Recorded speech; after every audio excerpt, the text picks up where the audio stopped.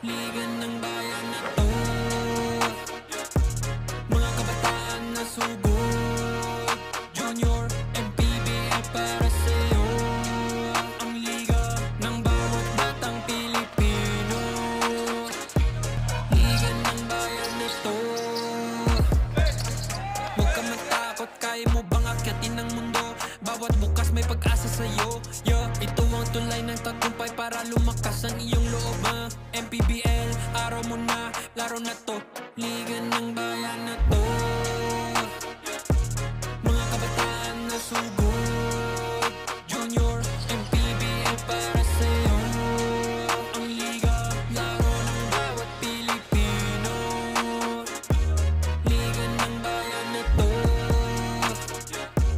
mga kabataan na sugod. Junior, MPBL para sa'yo. Ang liga, laro ng bawat Pilipino. Liga ng bayan na to. Junior MPBL, ang liga ng bawat batang Pilipino.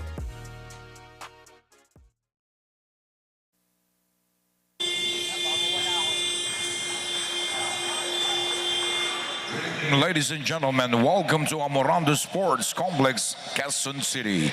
Here we go for the 8th match, Quarterfinals Game 2 Playoffs South Division, presented by TMT Play, Manny Pacquiao's Junior MPBL inaugural season. Now it's time for your Las Pinas Isa Botanica Whitening Warriors 16 under and Imus AJAA Ballers 16 under. Introducing first the starters of Las Pinas Isa Botanica Whitening Warriors 16 under. Playing center number 10, Jared Gutierrez. Point guard number 22, Cyrus Rejano. Power forward number 23, Paul Angel. Small forward number 26, Julian Puentes. Shooting guard number 34, Jarius Alonso.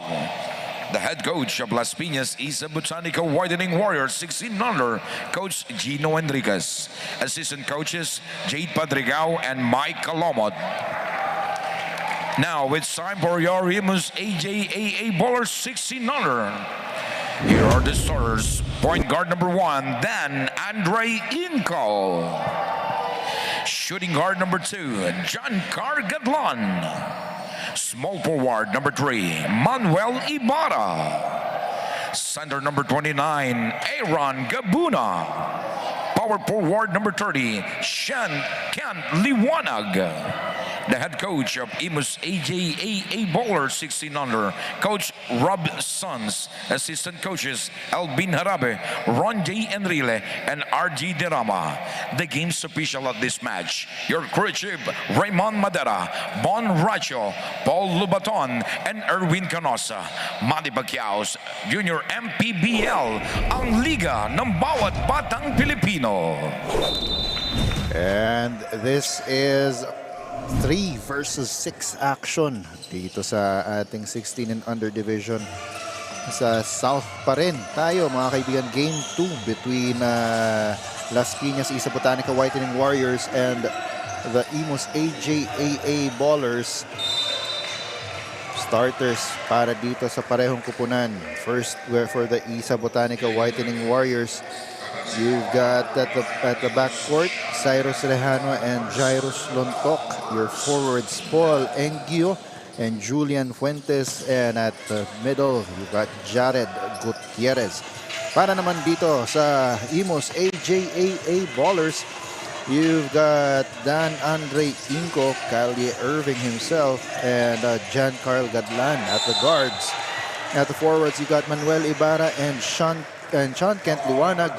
And in the middle, you've got Aaron Gabuna, who is now going to the line for 2, drawing a foul from Jared Gutierrez.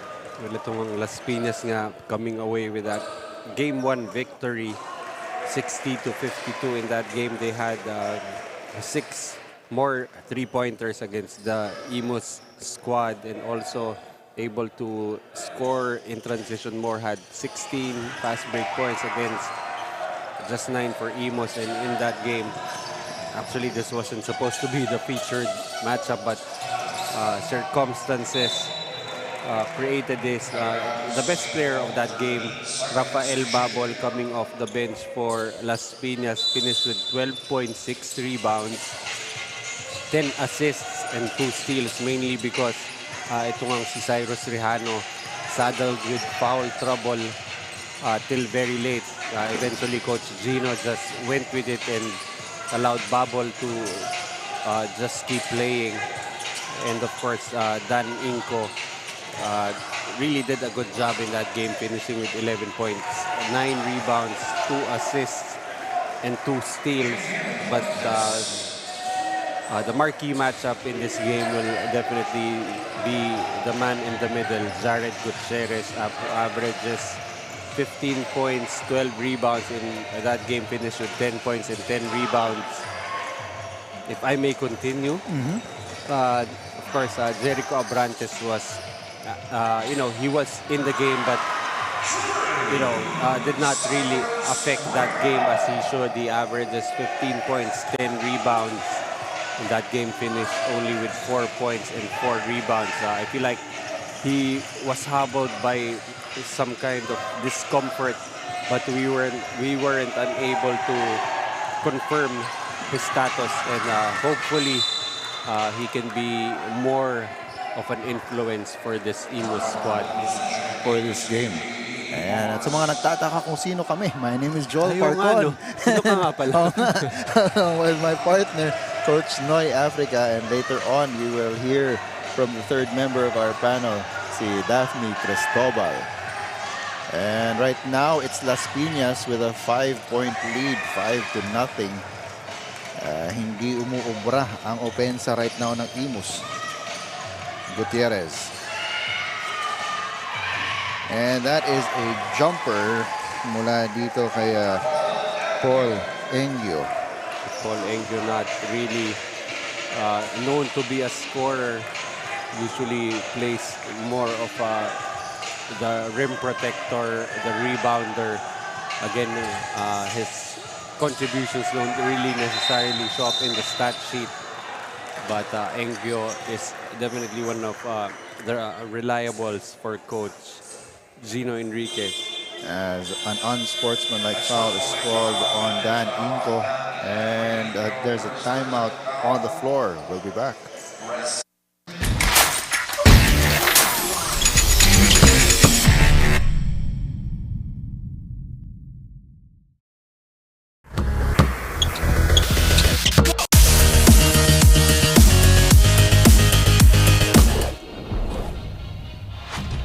As Pinas assistant coach, Coach Mike told me earlier na entering this match, it's now or never. Yan ang mantra nila. Namanggit niya nga rin sa akin na buong loob daw na inhanda niya or pinirepair niya ang mga sundalo niya. Kaya nasa kanila na lang kung paano sila lalaban sa gerang ito.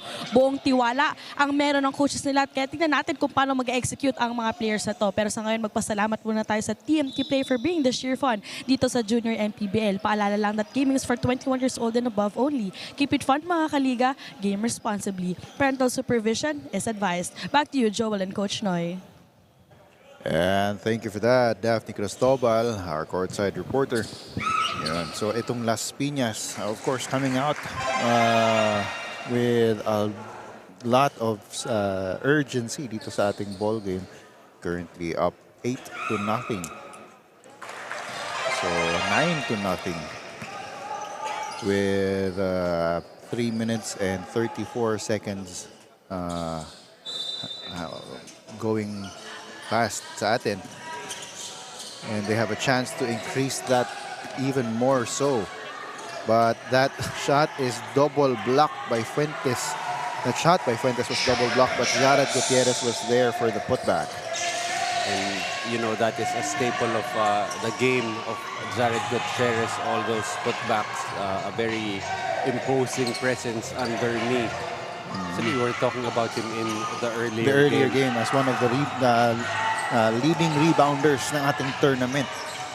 He averages 12.4 points and 5.2 offense. Sorry, 12.4 rebounds, 5.2 offensive rebounds. So both ends of the court, he really is able to contribute to rebounds para sa kanyang kupunan. And actually as a team, itong Las Pinas actually averages 41.7 as opposed to itong Imus 39.8 lamang. Yung kagandahan naman ng game nitong Imus, they actually get a lot of steals. 16.6. Tapos yung ano naman, yung Las Piñas, 11.6 lang. But I feel like for Imus, medyo nasira yung rotation nila with that unsportsmanlike foul called on Dan Inco. They needed to go to their bench early.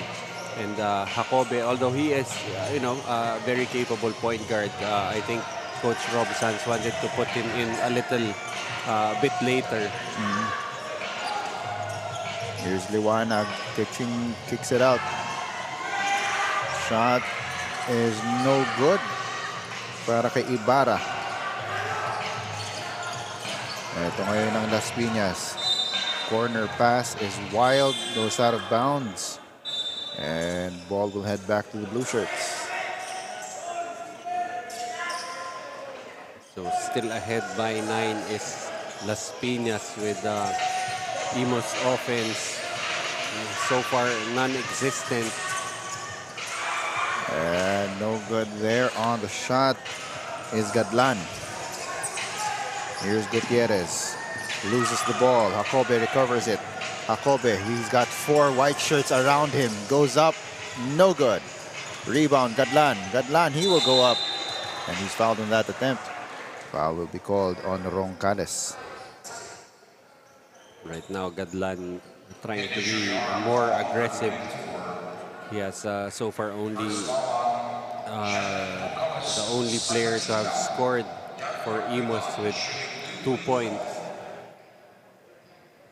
And he is one of the several players of this Imus squad that actually averages in double figures. He averages 12.7 points, almost 7 rebounds, 5 assists, and 4 steals. Pretty much doing everything on the floor. So these are, very rare stat lines that we've been seeing here in the junior MPBL. You got guys like itong si Cyrus Rejano. At first glance, nothing so special. 11 points, 5 rebounds, 4 assists, 3 steals. And then you look at him and you wonder, where does the 5 rebounds come from? One of the smallest players on the court. But definitely one of the hardest working. In the mold of Mark Baroka. I think na-mention na natin yan during one of our previous coverage of this game nitong Las Piñas. Actually, depending on who I'm covering with, iba-iba yung ginagamit na mga what do you call this? The comparisons. I think I've even had, I think it was Ken Pangilinan saying that yung rebounding na yan,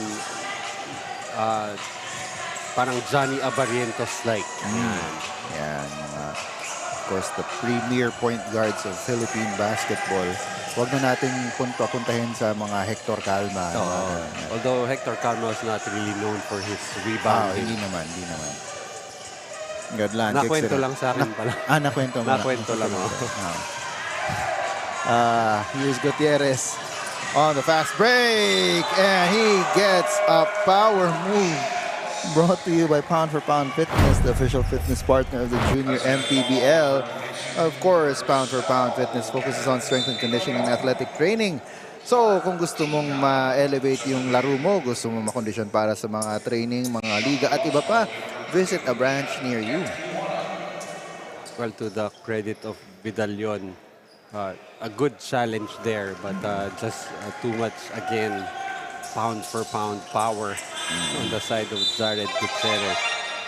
Would have been better off just letting that layup go, but cannot fault player for not giving up easy layups. Just looked easy because Gutierrez was just a lot stronger. So, it is now a 12-point deficit na hinahabol dito ng Imus. As naagaw na naman doon. And that is a double foul on Jacobe and Babol.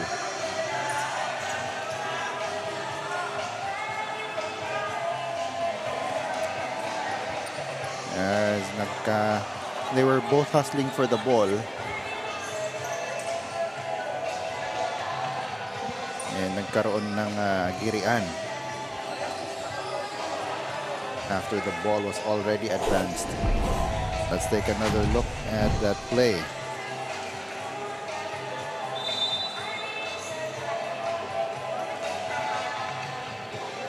The call on the floor was double foul.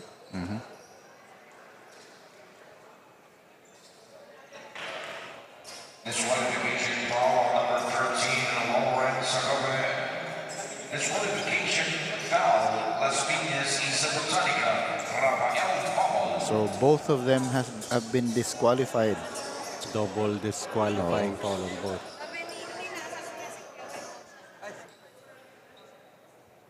So both Babol and Jacobe will exit the game. And that compounds the fact na natawagan ng unsportsmanlike foul itong si Dan Inco earlier. Again, one takes players in disqualified. Disqualifying foul of Imus 16U, Lawrence Akawe, and disqualifying foul of Las Pinas, Isa Botanica, Rafael. And so kailangan may pumasok. And of course, the referees here just trying to protect all the players. We don't want anything escalating, anything untoward escalating. And well, I did see there both players were trying to hit each other's head. And I think that's what merited the double disqualifying foul. Well, if you think about it, they actually cancel each other out. They play the same way. The energy that they bring into the game, Babol and of course Jacobe, right at the same level. Even the kind of chaos that they create on the court. And surprisingly, it was that chaos that got them both thrown out. As a shot clock violation is called on Las Pinas. And palalabas muna itong si Gutierrez Engio checking back into the ball game.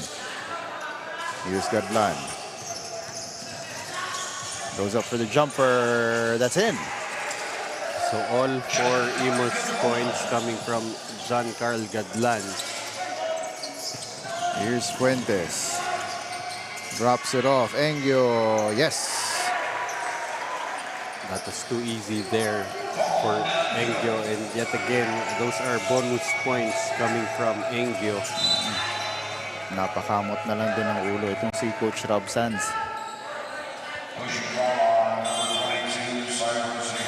Lejano called for the foul there. At nasa penalty na itong Las Pinas. So Villosilio will go to the line for 2. Also, we're seeing Abrantes already checked in here for Imus. I'm actually waiting for that report from Daphne regarding the condition of Abrantes. He really looked like he was hurt in game 1, and if he is fully healthy, it could be the factor that swings this game in the favor of Imus. As itong si Dan Inco has checked back into the ball game. He was called for an unsportsmanlike foul early in this game. And Abrantes, if there's a question regarding his aggressiveness. Well, going back to that unsportsmanlike foul that was called on Dan Inco, more than anything, I think it was an advantage foul because Engio was already way ahead and Dan Inco impeded the progress of Rejano, who had the ball without making a real play on the basketball. And so we've got less than 30 seconds to go dito sa ating first quarter. 12-point lead para sa Las Piñas. They want to end this here. Imus, of course, wants to extend this to a third game. As Dan Inco gets that basket. 5 seconds to go. Fuentes. He is challenged by Abrantes, and that's going to be a foul. It's a good hard challenge on the part of Abrantes. He will be called for that personal foul. And itong si Coach Rob Sanz telling his boys, straight up lang dapat ang kamay. And of course, if you have Rob Sanz telling you what to do on defense, you're gonna have to pay attention.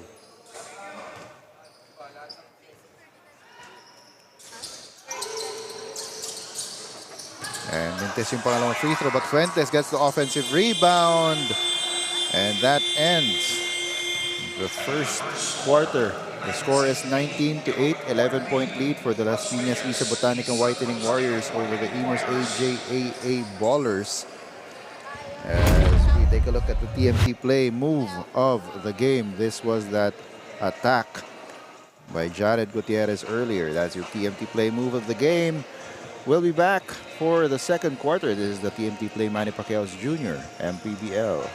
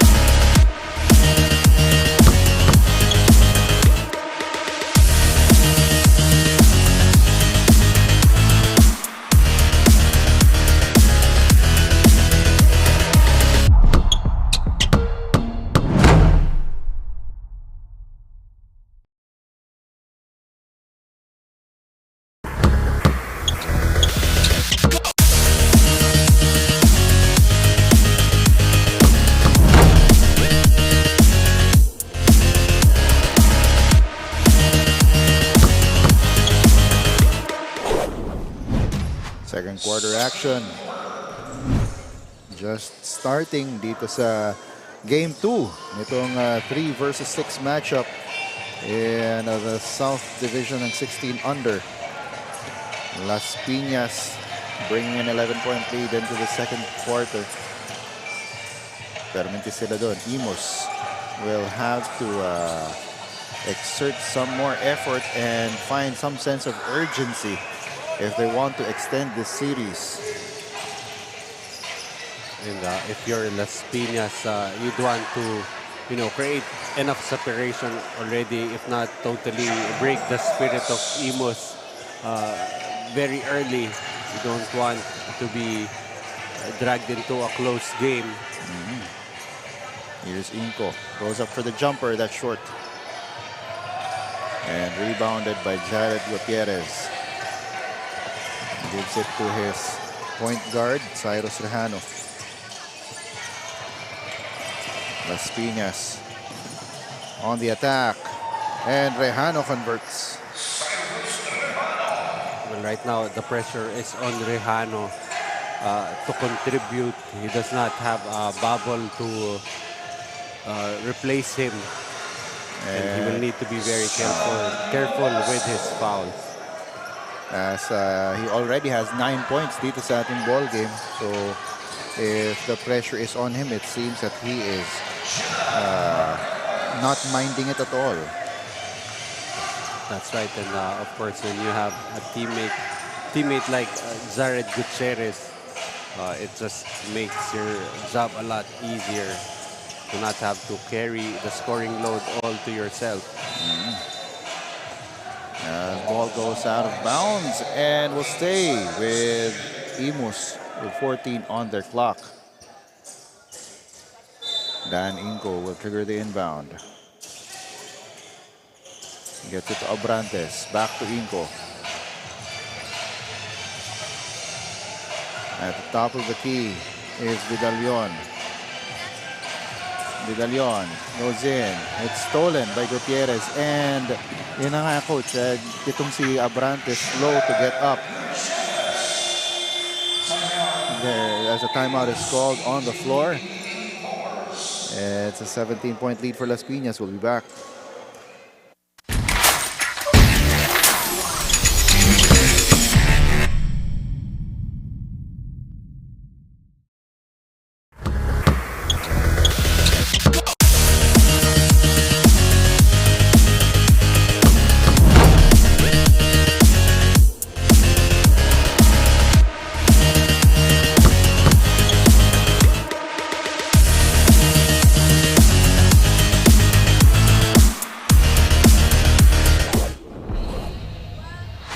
I'm here with Assistant Coach Mike Calomot ng Team Las Piñas. Coach, first quarter pa lang mainit na agad ang labanan. Paano po natin mareremind yung team na iset aside yung emotions for this match? Ano lang, syempre focus lang dapat sa game simula first to fourth quarter. Syempre wag makampante and kung ano yung kailangan namin gawin para manalo to sa game na to, yung game plan namin, yung ginawa namin last practice, gawin nila. So yun lang naman ang susi para manalo So yun. Coach Mike, meron po ba kayong gustong pasalamatan yun or batian? Siyempre, GX International, Isa Botanica, Boss Ron, Boss LA, lahat po na sumusuporta sa Isa Botanica, sa Las Piñas Whitening Wire. Sana po, wag po kayo magsuporta po sa amin. Sa family ko, sa wife ko, sa baby ko, tsaka sa, sa Kalamat family. Yun lang.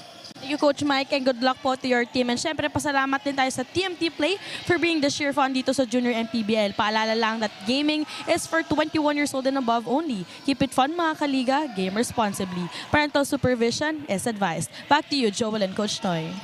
And thank you for that. Ang usual suspect natin sa interviews mula dito sa Las Piñas, Isa Botanica Whitening Warriors, si Coach Mike Calomot. Borderline overexposed na nga doon si Coach Mike. But of course, they want their players to focus for the full 40 minutes and follow the game plan. If you're a player of Coach Gino Enriquez, you have no choice but to follow the game plan unless you want your head chopped off. As we have a power move there by Carl Gadlan. That power move is brought to you by Pound for Pound Fitness, the official fitness partner of the Junior MPBL. And it's has been John Carl Gadlan, one of the few bright spots. And I can see kakaiba yung depensa yung pinapakita ni Bilio Silio. Hindi pa nga naibibigay kay Gadlan yung bola para sa free throw niya. Binabantayan niya na si Diveles. So has checked into this ball game. Engyo. Pass is off. Here's Villosilio for the layup. And that's in. You can see the infusion of energy that Villosilio is bringing to this Imus squad now. And that is a traveling violation called on Jared Gutierrez. So, bola babalik dito sa Imus. And dahil sa pressure na pinapakita nila, bumibilis at nagiging reckless ng kaunti itong Las Piñas. Gadlan shoots a three and makes it. Yet again, it's really Gadlan just trying to keep Imus above water, now with 9 points. And lead is down to just 10 points. Shot is blocked by Gadlan. Gadlan on the attack. With a floater, and that's in. And that forces Las Piñas to call a timeout. The score is 27-19. 8 points na ang lamang ng Las Piñas with 5 minutes and 27 seconds to go dito sa second quarter. We'll be back.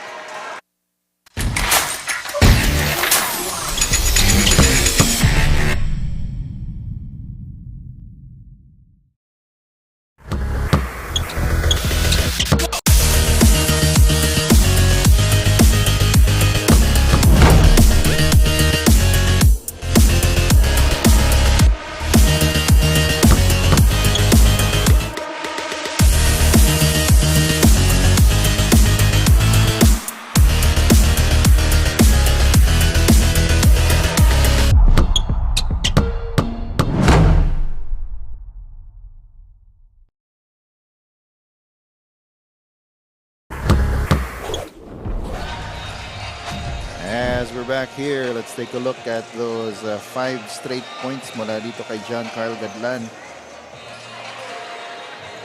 And one, that was his triple. Then he has this block. And going all the way to the basket for the floater off the bank. So a 3, a block, a rebound, and a 2-point basket. Oo.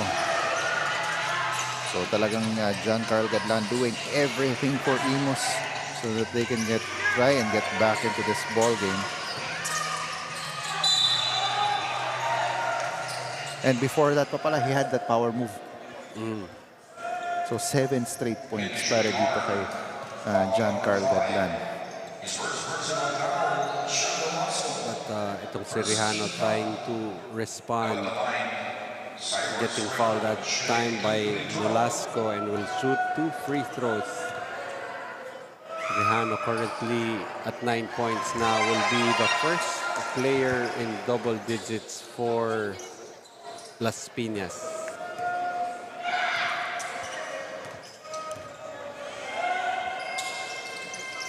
He's 2 for 2.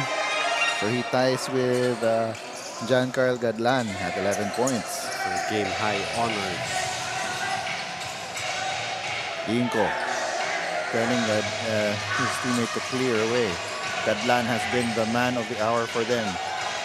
Steps back for the jumper, and it's in. He is feeling it. That's why he did not want to be waved off by Dan Inco. Sabi na ni Inko na umalis ka muna dyan. Clear out tayo, pero hindi. Ating yung bola. Fuentes, they swing it around. Gutierrez, he is up against Villasilio. That's Roncales to the corner. Rehano for 3. Short, but underneath. That's Gutierrez. And bola is not gonna go. 14-second shot clock violation para dito sa Las Pinas. As we have a report from Daphne. Daphne, take it away. Joel and Coach Noy, alam ko nagtataka kayo kung bakit hanggang ngayon nakaupo pa rin itong si Jericho Abrantes, who was only limited to 4 points in the previous game. Kasi ngayon, he's still in pain dahil natuhod nga siya ni Jared Gutierrez noong game 1. Kaya hanggang ngayon, iniinda pa rin daw niya ito sa kanyang left leg. Meanwhile, as per Coach Rob, Imus ballers would have to minimize their turnovers for the team not to repeat the same mistake just like their 14 under. Balik sa inyo. Thank you for that update, Daphne. So yun pala ang nangyari. So nakita nga natin kanina after one play, si Abrantes was on the floor and he was slow in getting up. Yun nga, even must have had that injury early in game 1. But rendered ineffective in that previous game. Here's Gutierrez going up. No good. Rebound, Agawan. And ball will stay with the white shirts.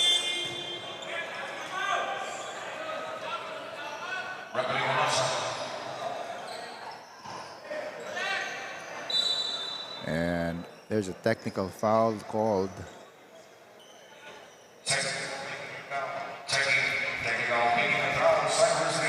So it's the second time.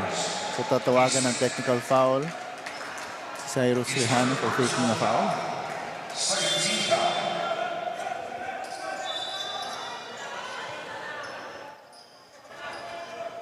So that's the third personal foul on Cyrus Rehano. So he's gonna be in the same position that he was in game 1. Yung problema nga lang, walang bubble para lumalit sa kanya. So who will play that lead guard role for Coach Gino Enriquez? That is going to be the question if Rehano continues to get deeper and deeper into foul trouble.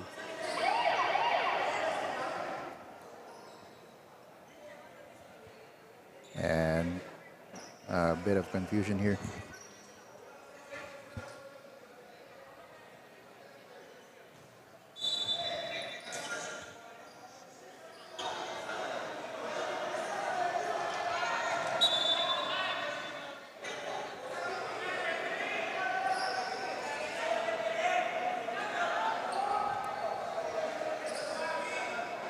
So, I can just imagine how hard it is for the referees to call this game. Well, for one thing, Coach Gino is on the one side. And then you have Coach Ron J on the other. Although Coach Ron J less working the referees in this game. Cyrus Rejano answers that call on him with a power move. Brought by Pound for Pound Fitness, the official fitness partner of the Junior MPBL.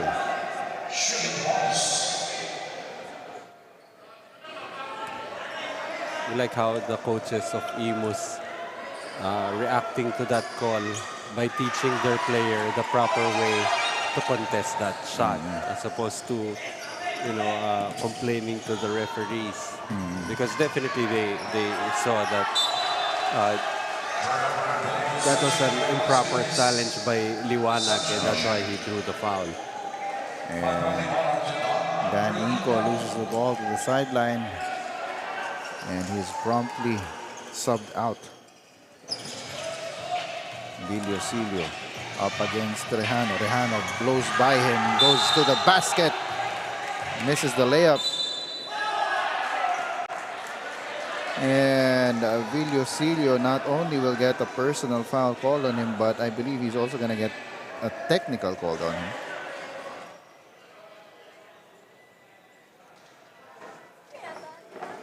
Pushing ball on number 12, Adrian Villosilio is first personal foul. Technical number 12, Adrian Villosilio reports personal line behavior. Second personal foul, 14 fouls. So the first thing to go in will be the technical free throw.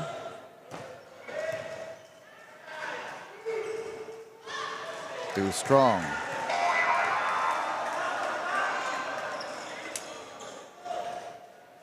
So we've had a very long second quarter here in game number 8 of 9.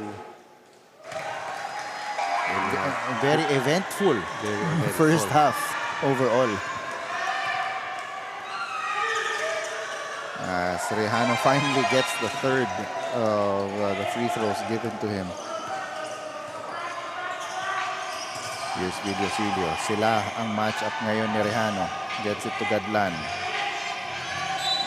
And that is a foul called on Timbang. Well, actually, what I'm wondering now, ano kayang ginagawa ni Babol at ni Jacobe? Actually, I'm seeing, I think I saw Jacobe shooting some glances in that door right there. Si Babol yung hinahanap ko eh. Mintis yung tres ni Ibarra pero nakuha pa rin nila yung rebound. Liwanag couldn't get the basket underneath. Scramble for the loose ball. Finally picked up by Rejano. Ito ngayon si Fuentes. And that is a foul called on Gadlan. A lot of body down low but clean up top. Yes, very clean up top. Pero yun nga, yung banggaan ng katawan sa ilalim.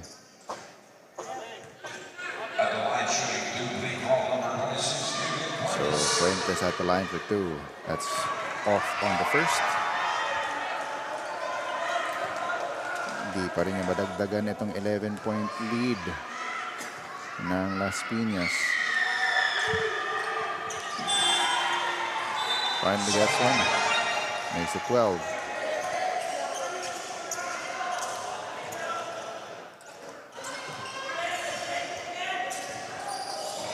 Here's Gadlan.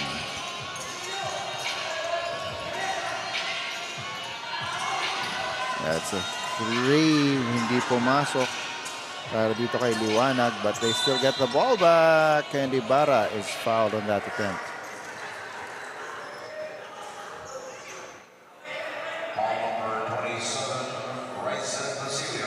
Basilio will be called for the foul. So si Basilio fouled Ibarra.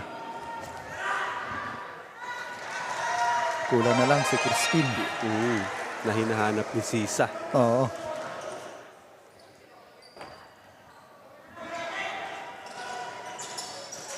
Ibarra misses on the second, but it's rebounded and put back in by Guevara.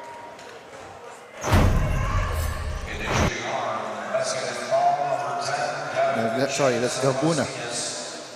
Actually playing with a really big handicap itong Imus, having forced to play without one of their main guns, Jericho Abrantes. He is in the venue, but obviously really bothered by that injury. And Gutierrez called for the unsportsmanlike foul there on the rebound.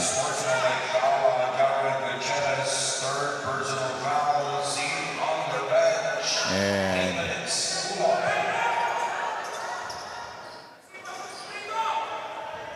he will have to sit down on the bench for Three playing minutes. So 48.5 seconds to go dito. So aabot pa yan ng second half yung kanyang pag-upo.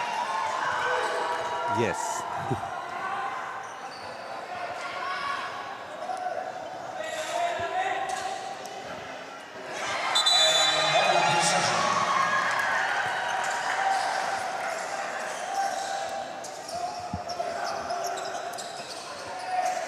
Ito ngayon ang Imus.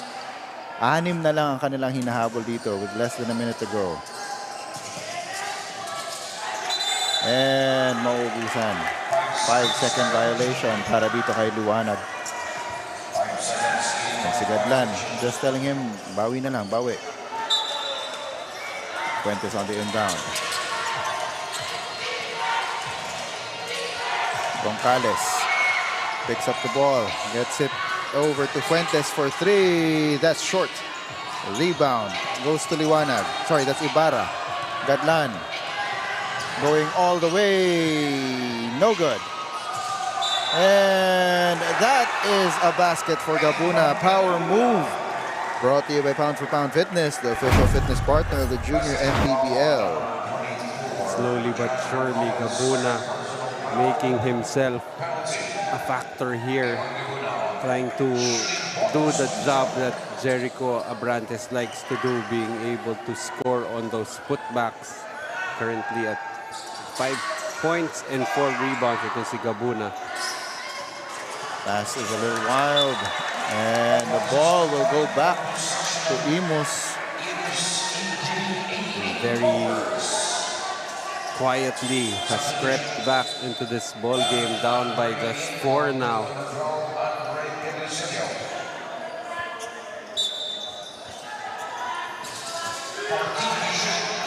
Working to shoot for them. Gadlan.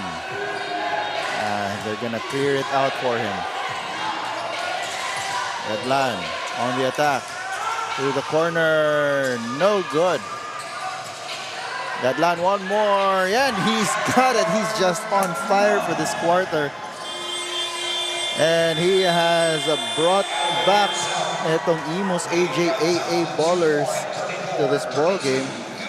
They're now just down by 2 points, 34-32. As we take a look at the TMT play move of the game. This was earlier, Cyrus Rejano going up, not minding the defense and making that basket. That's your TMT play move of the game. Halftime, 2 points ang lamang ng Las Pinas. Isa Botanica Whitening Warriors will be back for the second half.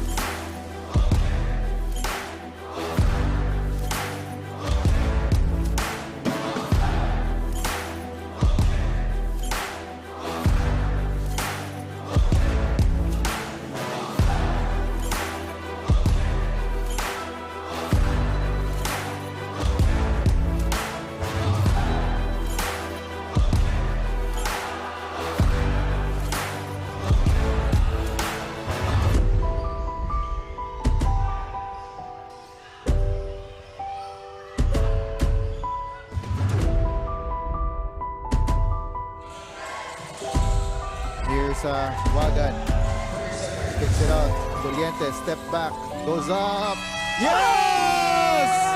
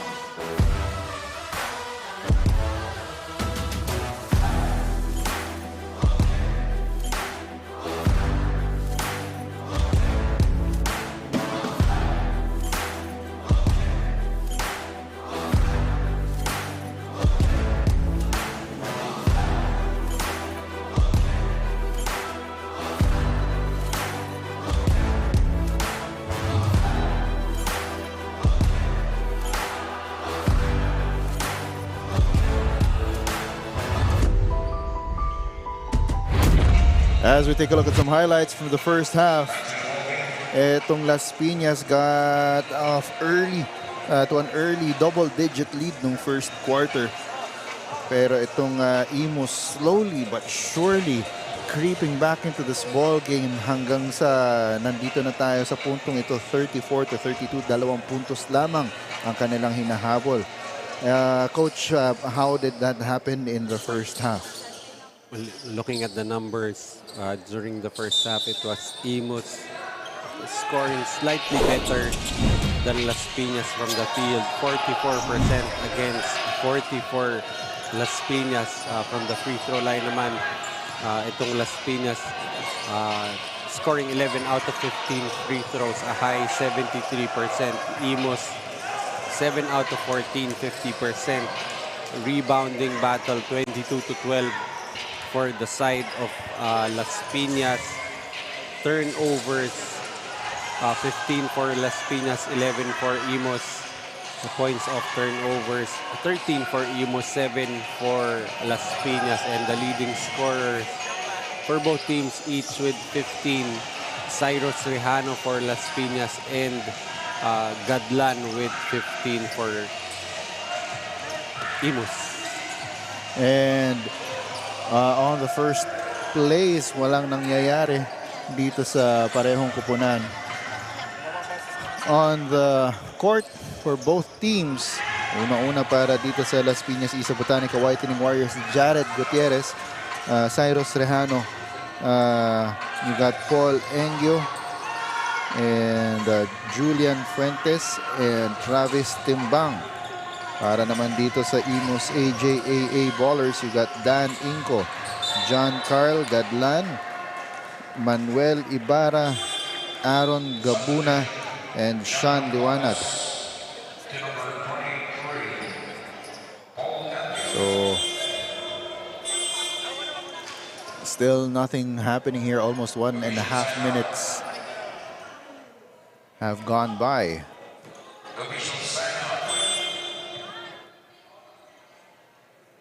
And an official's timeout is requested.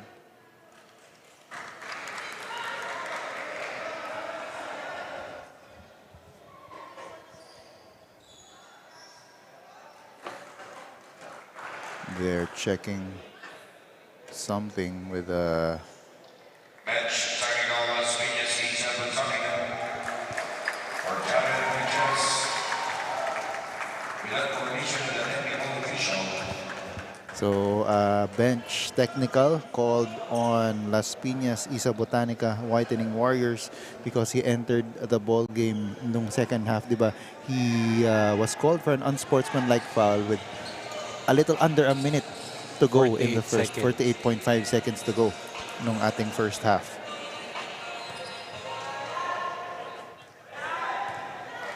So, Jan Carl Gadlan will shoot the technical free throw. And this kid has been feeling it for almost the entire ball game na. Itong si Jan Carl Gadlan.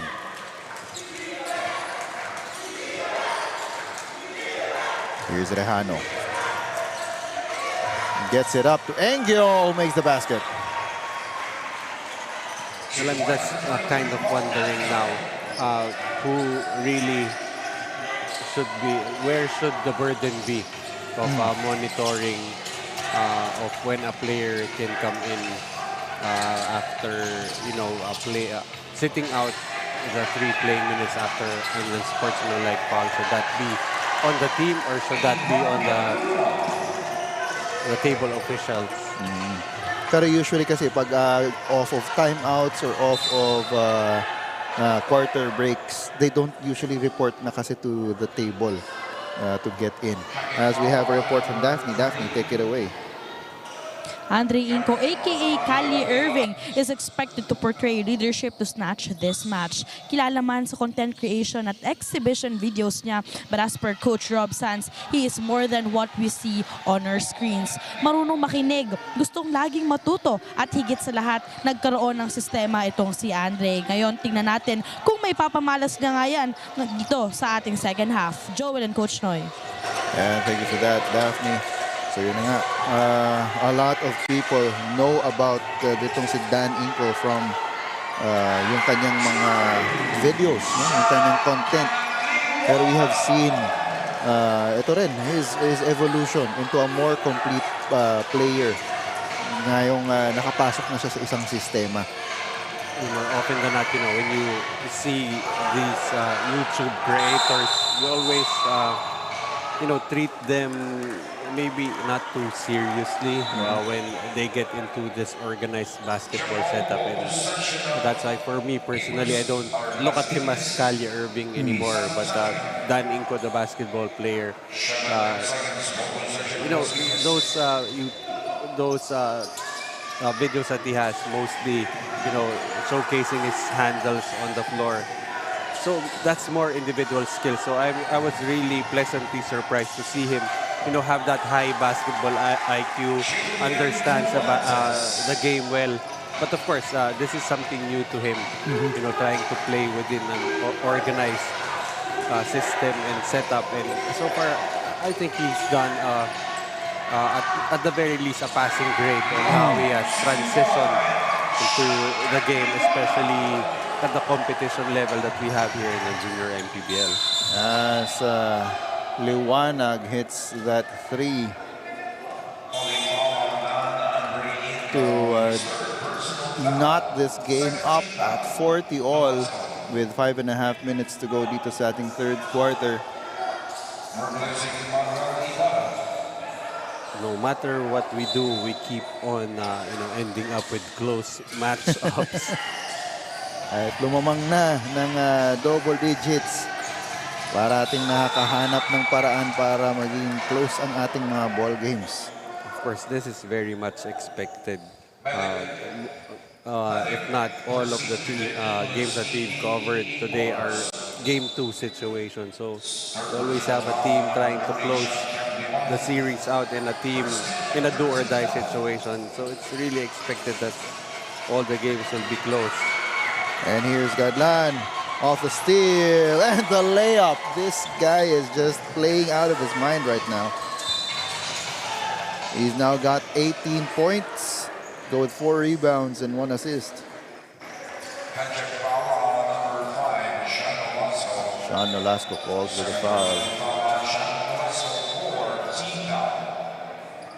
And yet again, this Imus coaching staff will be dragged into a very close matchup.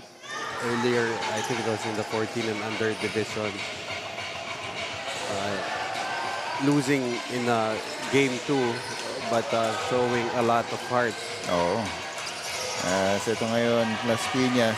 Engyo is fouled by Gadlan. Wait, is it Gadlan or? Yes. It's on Velasco.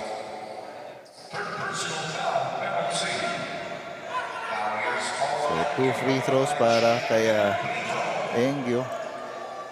Kasi nasa penalty na ang Imus. Samantalang yung Las Piñas, wala pa ni isang team foul dito sa ating quarter. But the important thing here is Imus has actually gotten an advantage, albeit just a few seconds. But this game is tied once again, 42 all. Gadlan goes on the attack. He's doing exactly the same thing, just changed goals. Oh, he faked the handoff eh. Akala ng mga Las Piñas players he was gonna hand it off to his teammate. Tapos biglang atake siya to the basket as the one spot for the foul He has there. been on takeover mode since I think about the second quarter. I remember him, he was being waved off by Dan Inco while he was positioning down the post. Did not budge, did not move. And Dan Inco, I guess, the smart player that he is, he's probably feeling it and feeding Gadlan, who scored on, I think, a fadeaway mid-range jumper. And that was his 7th straight point pa. As Engyo with the putback. Engyo really showing up here now with 12 points.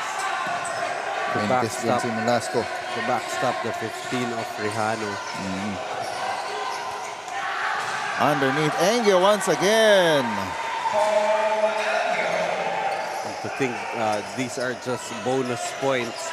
That's a lot of bonus points coming from Paul Engyo now with 14. Here's Gadlan. Gets away once again and just so easy for John Carl Gadlan getting to the basket and scoring. Normally Gadlan, a very willing passer, but at this point, I think he is really just feeling it and right now just being the willing scorer for Imus. Here's Inco. He's got teammates, but he takes it himself, misses. And a steal completed by Liwanag, and a foul will be called on, I believe, that is Timbang.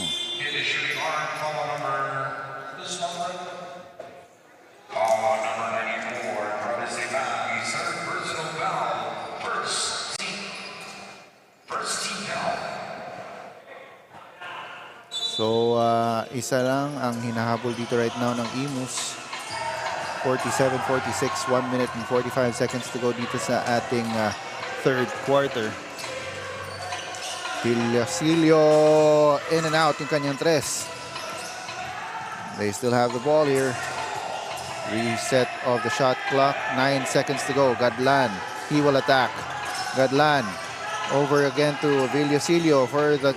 No, he opts to pass it off and it's stolen. Here's Rejano. Rejano goes up and in. Rejano will score his first field goal in the second half. Villasilio takes it to the other side. Nolasco will miss from 3. Gets the offensive rebound, lose the ball, and it will go back to Las Piñas. So far, Las Piñas being able to hold off this Imus squad who got the lead momentarily.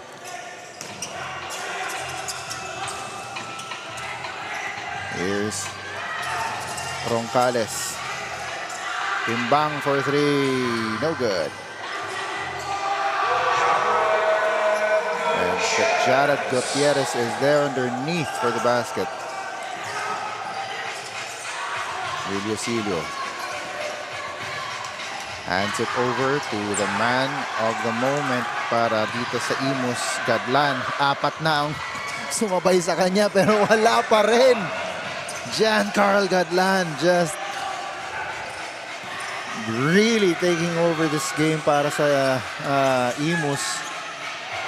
Nauuna na naman siya. Si Rejano chasing him but he makes the layup.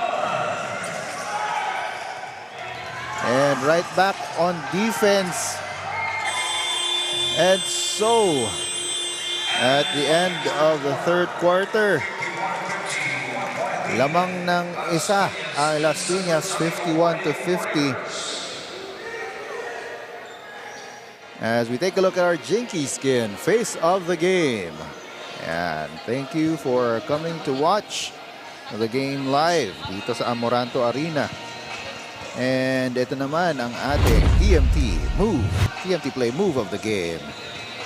This was that ganda ng pasa earlier from Inco to Gabuna.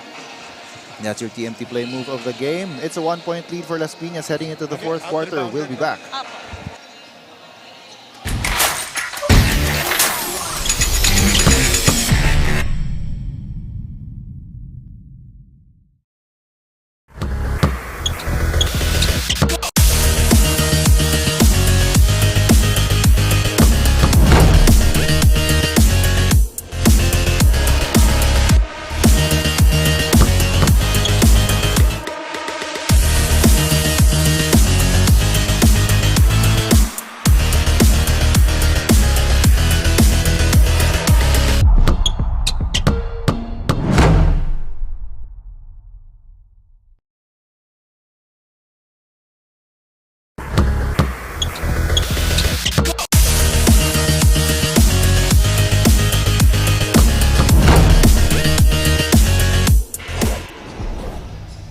I'm here with Assistant Coach Ferdinand Litang of Team Imus. Coach, nakita naman natin based on stats, out-rebounded tayo by the opponent, pero dikitan lang ang labanan. So paano po natin yan mariresolve here in the final 10 minutes of the game? So siguro dapat mag-usap-usap yung mga guys namin sa loob, no? So proper box out lang sa mga defender, then communication lang para makahabol kami sa rebound namin. Yun lang. Coach, meron po ba kayong gustong pasalamatan ngayon or batiyan? First of all, thank you kay Mayor Alex Advincola, Congressman AJ Advincola, sa mga sponsors, Konsihal Mark Villanueva, Topi Tillman, and kay Doc Mike Versosa. And sa lahat ng sponsors ng Imus 16U Ballers. Thank you, Coach, and good luck po sa team ninyo. And pasalamat din tayo sa TMT Play for bringing the sheer fun dito sa Junior MPBL. Paalala lang that gaming is for 21 years old and above only. Keep it fun, mga kaliga. Game responsibly. Parental supervision is advised. Back to you, gentlemen. And thank you for that report, Daphne. So, kailangan nga magkaroon ng proper box out and communication para dito sa Imus. As they have taken over the lead once again, 53-51. Off of that three-pointer earlier mula dito kay Posadas. And si Abrantes has checked back into the ball game. Villocilio will go up for the three. No good. Medyo rushed yung tira na yun. Yeah, and I remember in the fourth quarter of game 1, there was a barrage of three-pointers coming for Las Pinas that pretty much broke that game wide open. I think that was Timbang hitting 2, Roncales with 1. And I think Fuentes also hitting 1 for Las Pinas in that fourth quarter. So if you're Imus, you have to be wary and be able to locate where the shooters of Las Pinas are. And here's Villocilio asking for screen. He gets it to Nolasco. Nolasco back to Villocilio. Villocilio goes up, and that's in.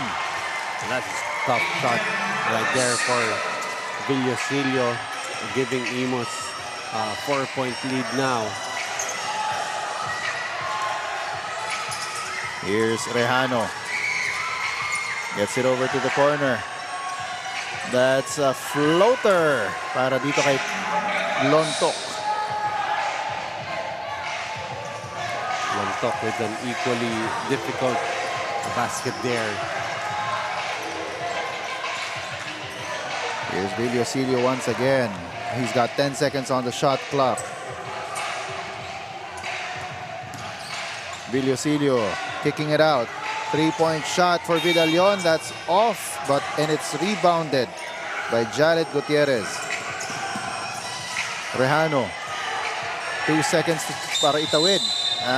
They will be called for the 8-second backcourt violation. Rejano probably not used to someone pressuring him. Nakasintangkad niya lang and has the same speed as he does. As Cadlan, quick breather lang para sa kanya. He's back in this ball game. They will allow him to create. He has been feeling it for most of this game.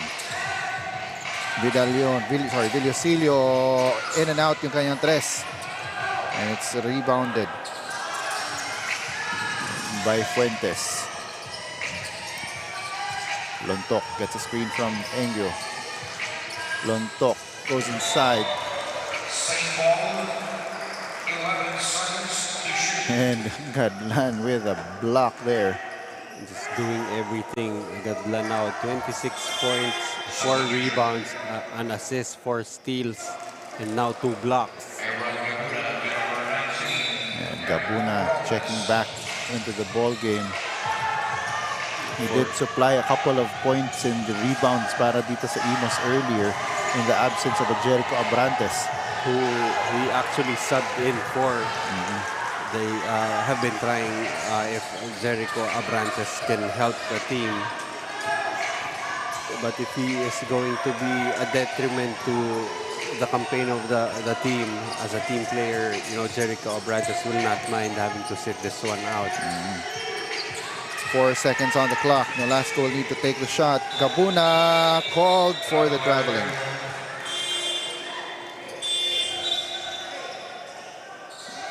And substitutions, Roncales checking into the ball game for Lontok. I think at this point, both of these teams missing now the availability of Jacobe and Babol, being forced to extend the minutes of their guards. Here's Rejano. He's up against Villocilio. Rejano faking left, going right. Goes up for the jumper. Short. And it's rebounded by Gadlan. But it goes out of bounds and will stay with Las Piñas. 14 seconds to shoot. Subdivision. And ito si Abrantes checking back into the game for Posadas. Gutierrez goes up and he is fouled by Abrantes.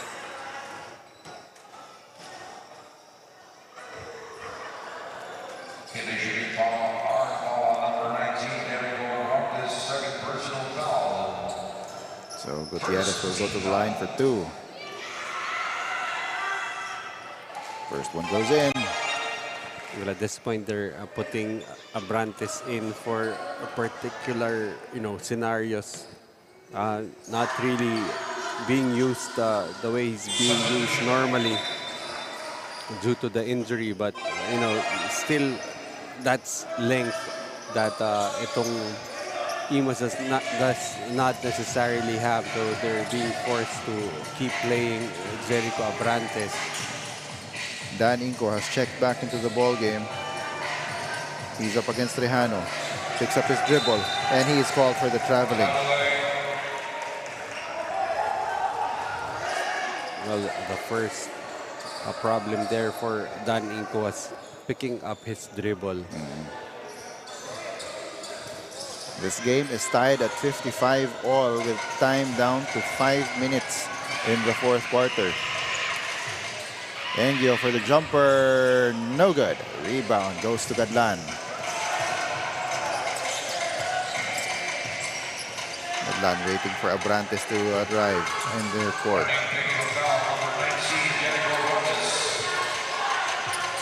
Inco gets the ball.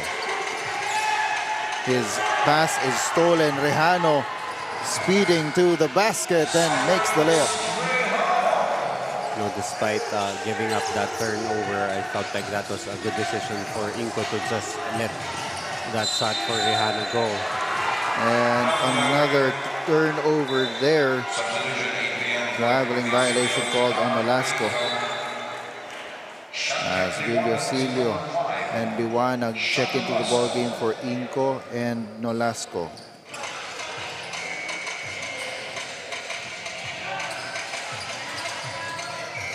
Here's Rehano asking his teammates for a clear out. Gutierrez back to Rehano for three. Short. Rebound going to Liwanag. Here's Gadlan. Over to Liwanag. Libre sa tres. That's short. And ball goes to Rehano. Rehano already with 20 points. 3 rebounds and 4 assists in this ball game, leading itong Las Piñas. Samantalang si Gutierrez is called for the traveling violation. Well, that's what the presence of Abrantes can do for you. That time forcing Gutierrez to that turnover. And a timeout is called on the floor. We'll be back.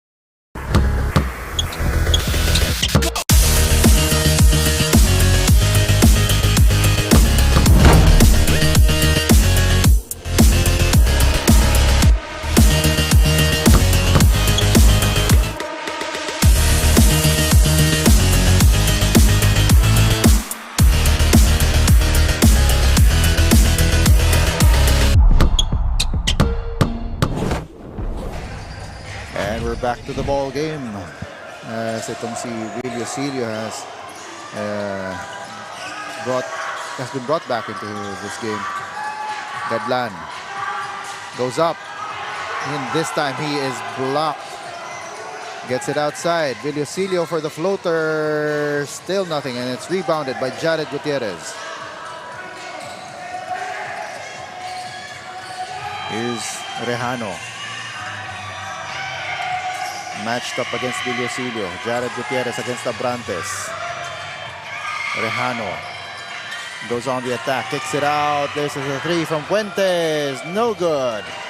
Labanan ng rebound. And Gutierrez doesn't get the shot but will draw a foul. A 100% Jericho Abrantes would have had a lot of trouble taking Jared Gutierrez away from rebounding position, but at the state that he is in, definitely an advantage for Jared Gutierrez.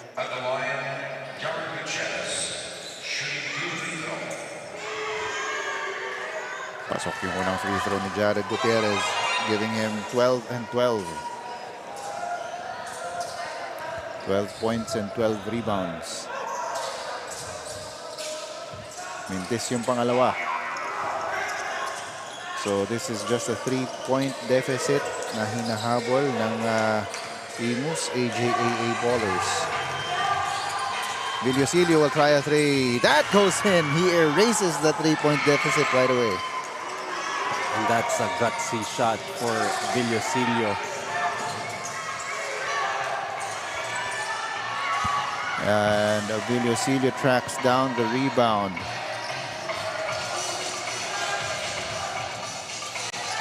Asking Gadlan to come out and receive the ball. Gadlan, medyo nasa-shutdown na yung kanyang attacking lane. but he's there for the rebound and the putback. Giancarlo Gadlan almost getting a steal there as well. And a foul will be called on Jericho Abrantes. You like how Coach Rob Sands not treating itong si Abrantes as someone hurt. He saw him on the floor, made him stand up and go right back on defense.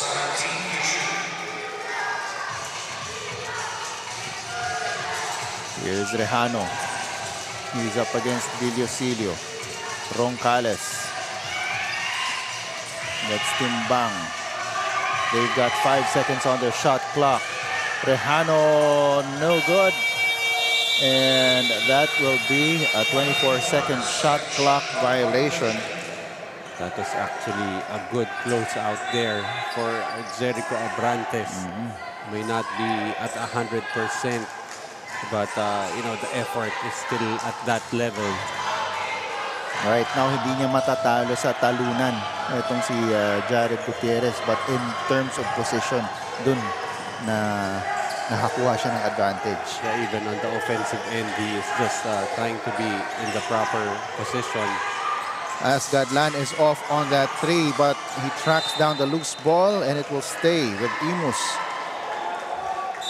You know, despite the defense focusing on Gadlan, he is really just trying to find ways to get his points.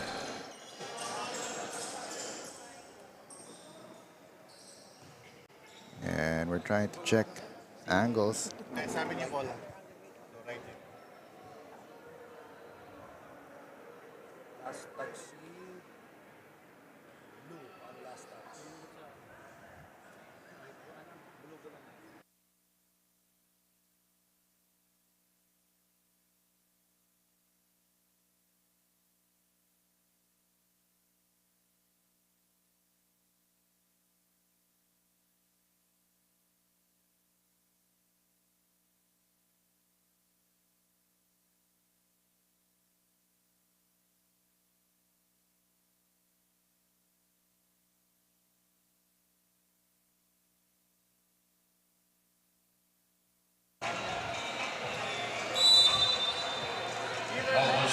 And after a review by our technical committee, the ball will stay with Imus.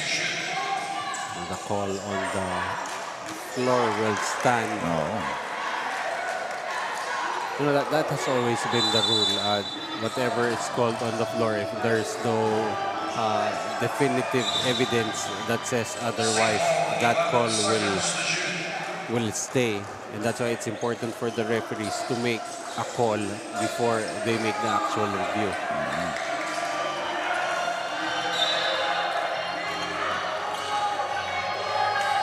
The ball is now with Gadlan. He has been the top player para dito sa Imus, and he will be called for the dribbling violation. As a timeout is called on the floor, it's a 2-point lead para dito sa Imus AJAA Ballers. We'll be back.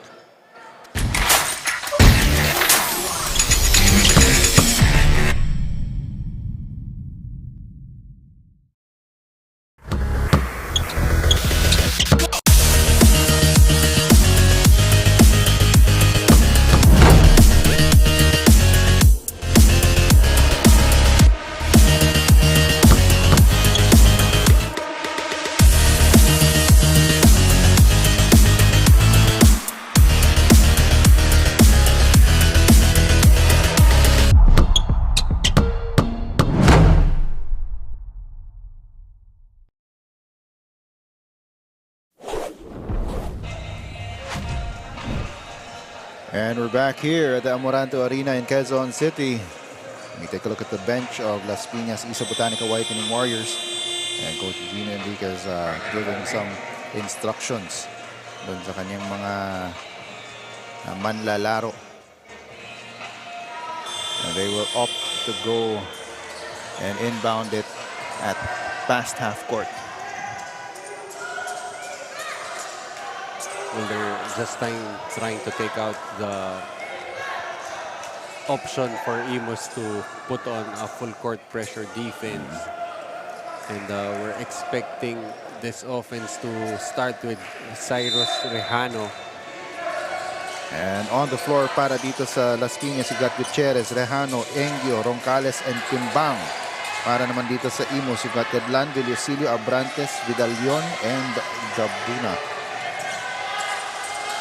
Good defense there by Gabuna, just putting his hands up, and Gadlan with the rebound. Gets it off to Villosilio. Time down to 45 seconds in this quarter. Gadlan being hounded by Roncales. He's got 6 seconds on the shot clock. Gadlan gives it up to Abrantes. One more pass to Gabuna for the basket. And right now, Abrantes just doing everything possible to help the squad.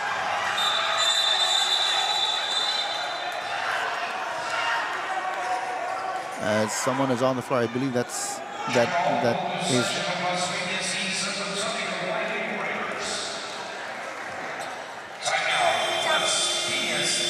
Villosilio, as a timeout is called on the floor.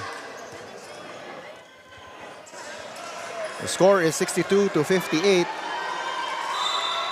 4-point lead para dito sa Imus.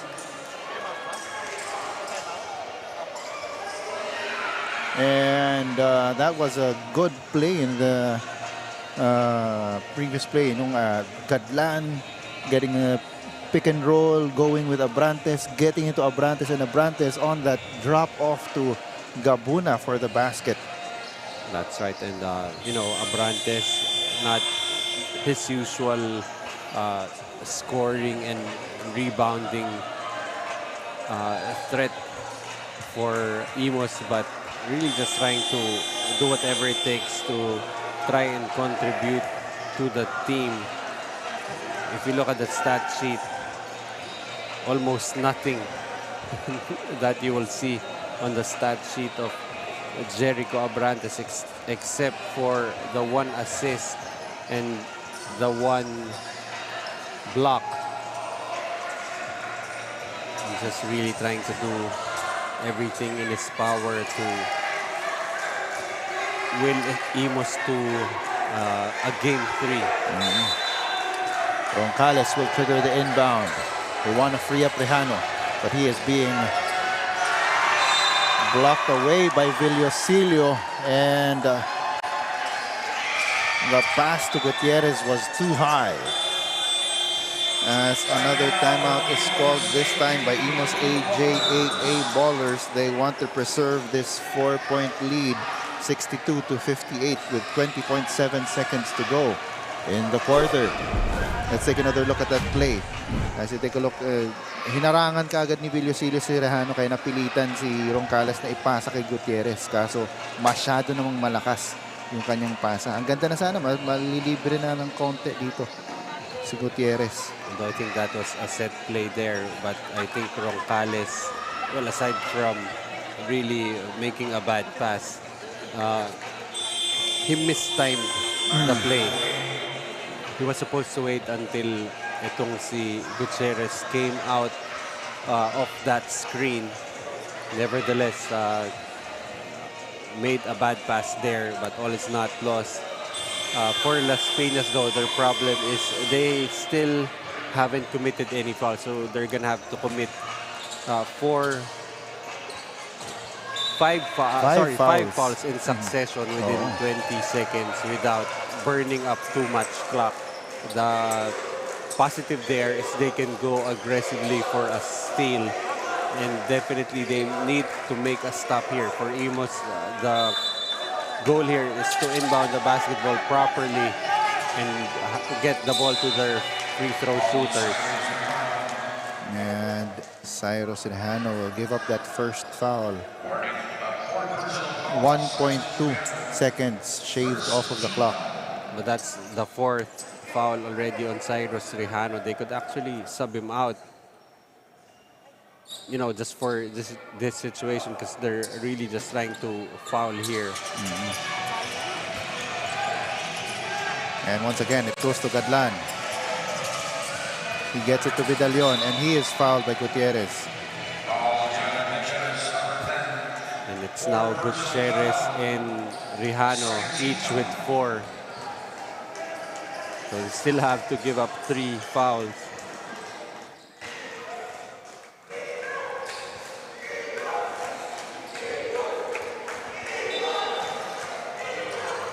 Vidalion once again triggering the inbound, gets it to Abrantes, who gets it to Villosilio.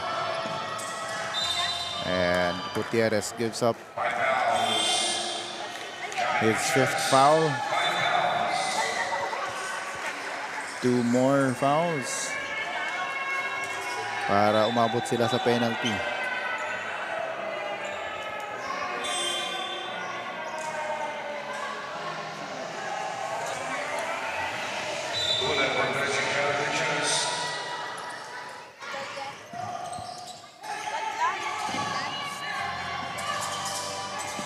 Here's Vidalion, and he is fouled once again. We've got 5.7 seconds to go. One of the few situations where not fouling enough is a disadvantage. And you like how Imus has managed to waste up so much clock. Next foul will put them to the line. And Rihano will foul out, finishing with 20 points, 4 rebounds, and 4 assists.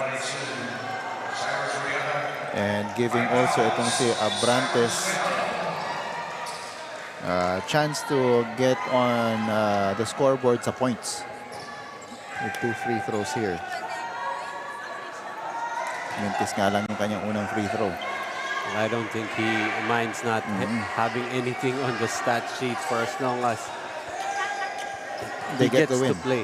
You know, he gets the time to recover, and as soon as they play in a week for that game 3 and a chance to qualify for the semifinals. And this is a final steal by Vidalion. And itong Imus AJAA Ballers survive this game 2. So they win 63-58. I believe they're the first Team to force a game 3. As we take a look at the TMT play move of the game, this was that passing from Gadlan to Abrantes to Gabuna. Crucial play. And that's really what it took for Imus to extend this to a game 3. That teamwork, that willingness to work with one another. Of course, Gadlan did a lot of heavy lifting, but come the 4th quarter, they really had to all work together. And that is your TMT play move of the game. And of course, we also have our TMT play player of the game, Giancarlo Gadlan, and he's with Daphne. We are heading on to our Game 3.